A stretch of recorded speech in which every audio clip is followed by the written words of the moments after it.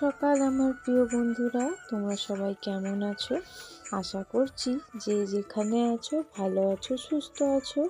আমি প্রিয়া, আমার ব্লগ চ্যানেলে তোমাদেরকে অনেক স্বাগত। নতুন দিনে নতুন আর একটা ভিডিওয়ে আমার অনেক অনেক ভালোবাসা, অনেক অনেক স্বাগত। তো ভোরবেলায় তো ইতু ঠাকুর বিজয়া হয়ে গিয়েছে, তখনই 4টে মতো বাজে। আমি না উঠতে পারিনি, জানো তো, একবারে অঘরে ঘুমিয়ে পড়েছি। শাশুড়ি মাই বিজয়া করেছে। আর তারপরেই দেখো বন্ধুরা, এখানে কিন্তু আমি কাজে লেগে পড়েছি সংসারে। আর আজকে জানো তো, ঘুম থেকে উঠতেও অনেকটাই দেরি হয়েছে। উঠে পড়ি 6টা পৌনে 6টা করে। আজকে ওই উঠতে উঠতে না 7টা মতো বেজে গিয়েছে। আর এখন তো প্রায় 12:30 বেজে গিয়েছে, অনেক বেলা হয়ে গেছে। এখনও কিন্তু আমার স্নান রান্না বান্না কিচ্ছু হয়নি। কখন যে কি কাজ করব আমি কিছু বুঝতেই পারছি না। আর দেখো এখানে ফোনটা রেখেছি, আমি বারবার ঘুরে ঘুরে দেখছি। এমনই পজিশনে ফোনটা রাখা আছে, একটু এলোমেলো হলেই কিন্তু পড়ে যাবে। তারপরে দেখো আজকে অনেক কাচার আছে, রোদ্রু দেখেছি তো, সেই কারণে ভাবলাম আজকে অনেক কিছু কাচার আছে, কেচে ফেল। এবার সব থেকে যেটা বড় ভুল হয়েছে আমার, আমি না ঘড়িটা দেখিনি যে এখন কটা বাজে। হ্যাঁ, ওয়েদারটা দেখে আমি ভেবেছি হয়তো ওই 10টা 11টা মতো হবে। 12টা যে বেজে গিয়েছে সেটা আমি আর না খেয়াল করিনি। বেশ আনন্দে আমি ওপাশের কাজকর্ম সব সেরে এসে আমি জামা কাপড়গুলো ভিজিয়ে দিই। তারপরে পরক্ষণে আমি তা কটা বাজে দেখি, এখনও তো রান্না বসাতে হবে। আমি রান্না বসানোর আগে ঘড়ি একবার প্রতিবারই দেখে নিই। তো তখনই দেখি 12:30 বেজে গিয়েছে। এবার এদিকে ডুবিয়েও ফেলেছি সব। এবার রোদ্রু চলে গেলে কিন্তু শীতের বেলা, জামা কাপড় আর শুকনো হতেই চাইবে না। তো কি করব আর কি করব, বাধ্য হয়ে ভাবলাম রান্না বান্না পরে হবে, আগে আমি এই জামা কাপড়গুলো কেচে রোদ্দুরে দিয়ে দিই। মোটা মোটা জিনিস শুকনো হতে কতটা সময় লেগে যাবে। তারপরে তো বিছানাপত্র দেখলে, চাদর বালিশের কভার সবই খুলে নিয়েছি, সবই কিন্তু ডুবিয়েছি কাচবো বলে। তারপরে এইদিকে দেখো বালিশের যে কাভারগুলো খুলে নিয়েছি, একটু রোদ্রু উঠেছিল বলে মাথার বালিশ দুটো এখানে একটু রোদে দুটো তুলে দিয়ে দিয়েছি। আর এখানে এখনও গামছা আছে, বিছানার চাদর, বালিশের কাভার আছে। আর ওই যে দেখো দূরে লাইন দিয়ে সারি সারি ঝুলছে, কিছুটা কাচা হয়েছে। তারপরে বাদবাকি এগুলো এখনও বাকি আছে কাচবো। তো চলো ঘরে যাই, এখনও ঘরের কাজকর্ম বাকি আছে। এইদিকে দেখো সোয়েটারটাও মিলে দিয়েছি রোদে, ওইদিকে আর দিইনি, যদি বাই চান্স দড়িটা ছিঁড়ে যায় সেই ভয়ে না ওইদিকে আর দিতে পারিনি, এখানেই মেলে দিয়েছি। এই যে দেখো বিছানার সমস্ত চাদর তুলে নিয়েছি। আর এখানে দেখো ঘর দোর এখনো কিচ্ছু পরিষ্কার। এখানে সময়টা দেখো, এই পুজো করলাম, স্নান সেরে এসে সমস্ত কিছু কেচেছি। তারপরে এই যে দেখো এখানেও ধূপ দিয়েছি, ফুল আজকে পাইনি সেরকম একটা। আর ভাতও বসিয়ে দিয়েছি, জানো তো বেলা হচ্ছে। এখানে সয়াবিনটাও গরম জলে ভিজিয়েছি। আর এদিকে দেখো সব একদম পরপর মিলে দিয়েছি কিন্তু কেচে। এই যে দেখো সেই চাদর, সোয়েটার, এখানটা হালকা রোদ, আর ওইদিকে তো জায়গা নেই দেওয়ার, ওই জন্য এইখানে দিয়ে দেওয়া হয়েছে।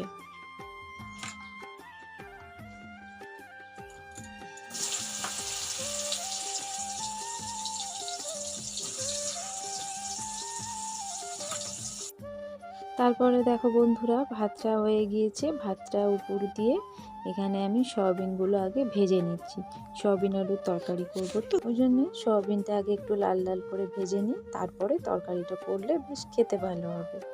আর ওইদিকে দেখো পেঁয়াজও কেটে নিয়েছি, আদা রসুনও ছুলে নিয়েছি সয়াবিন আলুর তরকারিতে দেবো বলে। আজ আমি জোর গলায় সবাইকে বলতে পারবো যে হ্যাঁ, আমার সংসার জীবনে দেখতে দেখতে 7টা বছর আমি পার করে দিয়েছি আমার স্বামীর সাথে। যাকে পছন্দ করে, যার হাত ধরে এসেছি, তার সঙ্গেই কিন্তু 7টা বছর আমি কাটিয়ে ফেলেছি। হ্যাঁ, সংসারে অনেক বাধা বিপত্তি, অনেক ঝগড়া অশান্তি সবই এসেছে, তাও কিন্তু মুখ বুজে থেকে আজ আমি এতগুলো বছর পার করেছি। যারা একদিন বলেছিল আমাকে, যখন আমার দেখাশোনা হচ্ছিল একটার পর একটা, বোঝোই তো গ্রামে বাড়ি হলে একটু মেয়ে বয়স্ক যোগ্যা হয়ে গেলে অনেক দেখাশোনার প্রস্তাব আসে, সেরকম আমারও এসেছিল। তো তো আমি অনেক কিছুই মানে রিজেক্ট করে দিয়েছিলাম, আমায় বিয়ে করতে ইচ্ছা ছিল না, আমি বিয়ে করব না বলেছিলাম। কারণ যা দেখতাম চোখের সামনে বিয়ে হচ্ছে আবার সেইটা ভেঙে যাচ্ছে, সেই ভয়ে অনেক পিছিয়ে ছিলাম জানো তো। আর আমি অন্যরকম মেয়ে নই যে প্রেম মানে কি বলবো পালিয়ে যাব হ্যান ত্যান, কিছু না। যদিও ভবিষ্যতে আমি প্রেম করব তো বাড়ির লোককে জানাবো, জানিয়ে বিয়ে করব, এটাই আমি ভেবেছিলাম। আমার যখন একটা একটা সম্বন্ধ আসতো না, সব যখন আমি না বলে দিতাম, তখন অনেকে বলতো সবার বিয়ে হয়ে যাচ্ছে, তোর আর বিয়ে হবে না, তোর বুড়ি বয়সে বিয়ে হবে, বুড়ো বয়স জুটবে কপালে, সংসারও করতে পারবি না, কিছুই হবে না। অনেকে অনেক কিছু বলতো, গ্রামে বাড়ি তো এরকম বলেই থাকবে। মন খারাপ হতো, ভাবতাম, আবার গায়েও মাখতাম না, আবার মনেও হতো যে সত্যি আমার জীবনে যদি এরকম কখনো ঘটে থাকে কি করব। যদি আমার বুড়ো বর হয়, বয়সে বিয়ে হয়, কি করব, এরকম ভয়ও হতো। আবার যখন দেখতাম সব আমার বয়সী, আমার বান্ধবীদের, আমার পাড়ার কয়েকজন মেয়ে, সবার যখন বিয়ে হয়ে যাচ্ছে, যে সবারই তো বিয়ে হয়ে যাচ্ছে, তাহলে কি আমারও আবার বিয়ে করাটা ঠিক হবে?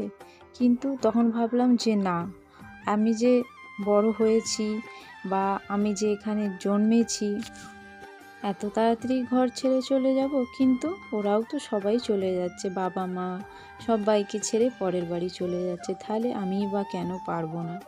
তো এরকম চিন্তাভাবনা মনে অনেক আসতো, কয়েকটা দেখাশোনাও এসেছিলো, সব কিন্তু আমি না বলে দিয়েছি, বিয়ে আমি করব না এরকম সিদ্ধান্ত নিই। তারপরে হঠাৎ করেও আমার জীবনে আসে, ওর সঙ্গে কিছু বছর রিলেশন থাকার মতো পর তারপরে আমরা বিয়ে করি দেখতে দেখতে 7টা বছর কাটিয়ে দিই। আর এইদিকে দেখো জামা কাপড়গুলো কিন্তু ভিজে এখানে এনে মিলেছি আর কিছু তুলে রেখেছি।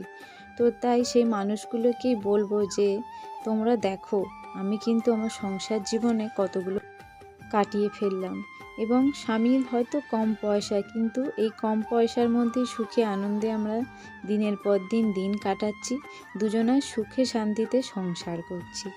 তো সেই মানুষগুলোকেই বলবো যে তোমরা দেখো। এবং জানো তো এখন যখন আমি যাই বাপের বাড়িতে, সবাই কিন্তু বলে যে সত্যি আমরা ভেবেছিলাম যে তোর কি হবে না হবে, কিন্তু ভগবানও আছে জানিস তো, তোর যে এত ভালো একটা বর জুটবে তোর কপালে আমরা আশা করিনি, আর তুই যে এতগুলো বছর দেখতে দেখতে সংসার জীবন পার করে ফেলবি সেটাও আমরা ভাবিনি। সত্যিকারেরই তুই একটা গর্ব, তুই খুবই ভালো মেয়ে। আমাকে না সবাই এখন ওই কথা বলে, ওখানে গেলেই এরম কথা বলে, আর ভীষণ ভালোবাসে। আমার বাপের বাড়ির ওখানে পাড়া প্রতিবেশীর মানুষজনেরা না খুব ভালোবাসে। তো হয়তো তখন আমার খারাপ লাগতো, কিন্তু এখন সংসার করে বুঝেছি সত্যিকারে একটা মেয়ের জীবনে একটা মাথার ছাতা দরকার, যেমন বিয়ের আগে বাবা মা আর বিয়ের পর একটা স্বামী। সত্যিকারেরই একটা মেয়ের জীবনে একটা মাথার ছাতার খুবই প্রয়োজন, যে তাকে সারা জীবন আগলে রাখবে, দেখে রাখবে। তো যাই হোক, তোমাদের সঙ্গে গল্প করতে করতে আমার রান্নাবান্নাও কিন্তু প্রায় শেষের দিকে। এত বেলায় উঠে এত সমস্ত কাজকর্ম সেরে যে তাড়াতাড়ি রান্না করব ভাবতে পারিনি জানো তো। আর কিছু জামা কাপড় তো ওখানে নিচে রাখা আছে, ওগুলো ভাঁজ করব আর ওগুলো তুলবো পরে, ওগুলো থাক। আর এখানে দেখো যে ডালটা সেদ্ধ করেছিলাম, হাতে করে ডলে নিয়েছিলাম দেখলে, সেটাকে এখন ফোড়নে সাঁতলে নেব। আর এই শীতকালে না পেঁয়াজ রসুন দিয়ে ডাল খেতে ভীষণ ভালো লাগে, আমি পেঁয়াজ রসুন কেটেও রেখেছি ডাল করব বলে।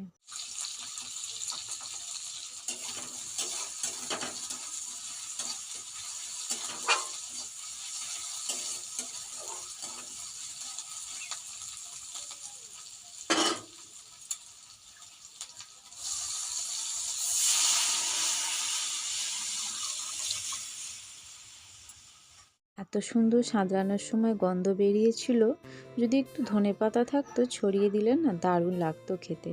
শীতকালে তোমরাও বানিয়ে রসুন দিয়ে ডাল, খুব সুন্দর লাগে খেতে জানো তো ভাত দিয়ে। শুভ সন্ধ্যা বন্ধুরা, অনেকটা সময় পার করে এলাম। তো আজকে আর তোমাদেরকে তো খাবার সময় কিছু শেয়ার করলাম না। তো রান্নায় হয়েছিল সয়াবিন আলুর তরকারি আর ডাল, তোমরা তো দেখলে। আর এখানে দেখো আটা মাখতে বসে গিয়েছি, রাত্রে রুটি করব। এই যে কন্ট্রোলের আটা, দেখেই বুঝতে পারছো এটা তো আর এমনি খাওয়া যায় না। এখানে 500 মতো ময়দা আনা হয়েছে, ওই ময়দা এক মুঠো নেবো, নিয়ে ওর সঙ্গে পাইল করে আটাটা মাখবো, মেখে রুটিটা করব, তরকারি ডাল সবই আছে। আর আজকে এত ঠান্ডা পড়েছে যে বরের সোয়েটারটা বাধ্য হয়ে আমি পরলাম। প্রচুর ঠান্ডা, বাইরে না বেরোনো যাচ্ছে না, এত ঠান্ডা, মানে কাঁপুনি দিচ্ছে ঠক ঠক করে। ঘরে থাকলে ভালো লাগছে জানো তো, বাইরে বেরোলে প্রচুর ঠান্ডা লাগছে। পেট কি আর কথা শুনবে বলো? ঠান্ডা থাক যাই থাক, পেট তো কথা শুনবে না। পেটের জন্য তো খাবার বানাতেই হবে। তাই দেখো ঠান্ডা জলে মুখ কুচকে কুচকে কিন্তু আমি আটাটা মাখিয়ে নিচ্ছি। তারপর এদিকে দেখো একদম গরম গরম রুটি নিয়ে চলে এসেছি। বরের থালা, আমার থালা নিয়ে নিয়েছি, আর ওই যেখানে সব তরকারি চাপা দেওয়া আছে। তো চলো বন্ধুরা, আজকের ভিডিওটি এই পর্যন্তই রাখছি। দেখা হচ্ছে পরের দিন নতুন ভিডিওর সাথে। সবাই ভালো থেকো, সুস্থ থেকো এবং আমার ছোট্ট চ্যানেলটির পাশে থেকো। আর আমার ভিডিওটি যদি ভালো লেগে থাকে অবশ্যই লাইক, কমেন্ট, শেয়ার দিও। তো চলো বন্ধুরা, আজকের মতন এইখানে। দেখা হচ্ছে পরের দিন নতুন ভিডিও। আর এদিকে দেখো বর তো ঘুমোচ্ছিল, ওকে ডাকলাম, ও উঠছে, আর আমি এদিকে খাওয়া শুরু করে দিয়েছি। সয়াবিন আলুর তরকারি আর গরম গরম রুটি, আর সঙ্গে মসুরির ডাল।